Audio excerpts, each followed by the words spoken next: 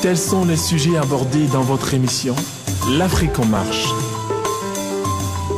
Rendez-vous continuel sur la radio-télévision Charlie Le Gaulle.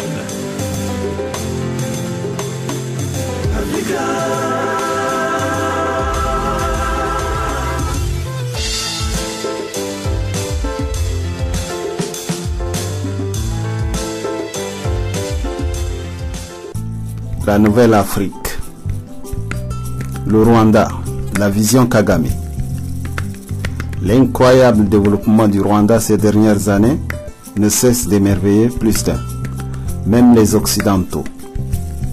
De l'énergie aux infrastructures, de la santé à l'éducation, des nouvelles technologies à l'agriculture, tous les secteurs sont ouverts grâce à la vision d'excellence du chef de l'État, le président Kagame. Mais de quelle manière? Tous les économistes du monde entier s'accordent à qualifier son développement comme étant le miracle africain.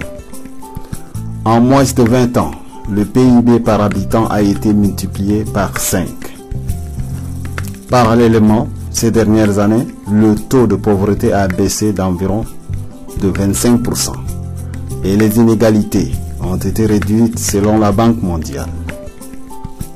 L'économiste japonais Yoshihiro Ishihara l'a même qualifié de triplé en termes de développement. Le Rwanda vise désormais à devenir, d'ici à l'an 2020, un pays à revenu intermédiaire. Qui l'aurait cru il y a juste 24 ans, quand le génocide Tutsi provoqué par la Belgique et la France a mis le pays totalement à genoux. L'attitude d'un visionnaire. Nous sommes en avril 2000. À peine arrivé au pouvoir, le président Kagame accuse directement la France pour son rôle actif dans le génocide. Selon ses propres termes, la France a été bien longtemps informée du macabre projet qui allait se dérouler. De plus, elle avait entraîné en cachette des soldats Hutus et avait fourni des armes pour les tueries. Par ailleurs, Kigali soupçonne également une main française dans l'attaque de l'avion du président Juvenal Habyarimana, qui mit le feu aux poudres.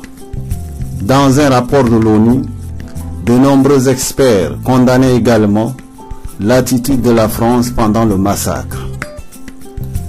Les soldats français se sont contentés d'exfiltrer mani militari les ressortissants français au Rwanda et protéger leurs intérêts, pendant que les populations mouraient par milliers. Au moins sur ce dernier point, toute personne en voudra à ce pays qui se prétend être la patrie de la liberté et des droits de l'homme.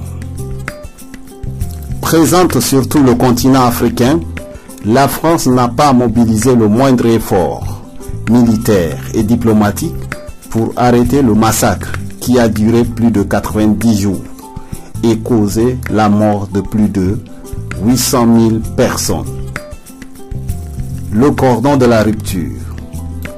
Fort de ce qui précède, Paul Kagame s'est vite rendu compte que jamais son pays ne peut se développer avec la France pour deux raisons principales. D'abord, le système francophone basé sur trop de réflexions et trop de théories qui ne peuvent pas permettre d'aller vite pour reconstruire son pays. La seconde, la plus dangereuse, nommée France-Afrique, est donc le cancer face à laquelle aucune économie ne peut résister. Alors, il fallait donc décider. Deux possibilités se présentent à l'œil. La première, jouer au lèche-cul des dirigeants français et ainsi servir les intérêts de la France, comme le font de nombreux présidents africains de la zone francophone. Ou la deuxième, sortir ses compatriotes de la misère en ayant le courage de la souveraineté et opposer un non catégorique à la France. L'homme a donc opté vaillamment pour la seconde option. Mais de quelle manière? Il sort donc son pays du joug francophone en rejetant toute forme d'aide venant de celle-ci et embrasse le Commonwealth. Alors, Kigali a effacé toute forme de collaboration future avec la désormais ex-métropole. La France a été donc rayée de la carte des échanges commerciaux avec le Rwanda. Tous les fonctionnaires internationaux de nationalité française ont été priés de plier bagages. Et les ONG françaises dans le pays ont été purement et simplement fermées. Aucune visite de sommet n'a eu lieu depuis le rétablissement en 2009 des relations entre les deux pays. L'arrogante France, étonnée et surprise par ce sursaut d'orgueil nationaliste de Kagame, a multiplié toutes les manigances et autres formes de déstabilisation, comme elle sait bien le faire partout en Afrique, mais en vain. Kagame prudent a vu le diable de loin. L'élan d'un développement par excellence. De l'économie autrefois essentiellement agricole, le Rwanda est passé à une économie de services, avec une croissance moyenne annuelle dépassant les 12%. Du presque jamais vu. Mais le pays ambitionne de porter d'ici à l'an 2020 son PIB à plus de $1000 américains par habitant, contre $700 américains il y a seulement 5 ans, et de ramener le taux de pauvreté sous 10% contre 45% il y a 2 ans. D'ici quelques années, il sera le pays le plus inégalitaire de toute la sous-région selon le rapport de la Société internationale pour le développement sur l'état de l'Afrique de l'Est. Par ailleurs, le secteur de la construction, moteur de croissance de toutes ces années, a été dopé par d'importants marchés publics. Des perspectives encore meilleures. À ce jour, le Rwanda souffle un air nouveau en s'ouvrant au monde entier et par l'intermédiaire de la Chine, la Russie et bien d'autres pays du monde. Au niveau africain, le pays a ouvert ses frontières à tous les fils et filles d'Afrique grâce à sa politique de visa free opérationnelle depuis janvier 2018. Dans ce sens, Kigali se conforme à la réelle politique de l'intégration africaine. Décision pas étonnante, mais vraie.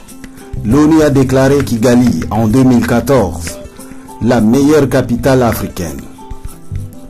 Le pays en a profité pour se transformer en première capitale écologique du monde entier. Le président Kagame a été félicité par ses pairs africains pour son courage et sa détermination à tourner la page du génocide avec succès. Plus encourageant et plus loin encore, nous pouvons noter la nouvelle entrée dans le marché du transport aérien de la compagnie d'aviation civile, le Rwanda Air, qui se revendique désormais être le nouvel esprit de l'Afrique. Slogan visionnaire qui mérite d'inspirer certains pays qui n'osent pas de se défaire de l'étranglement de la France. Pour l'instant, et pour le citoyen du monde, le Rwanda reste le pays le plus séducteur d'Afrique. Vivement à la prochaine. Charlie Logon Media.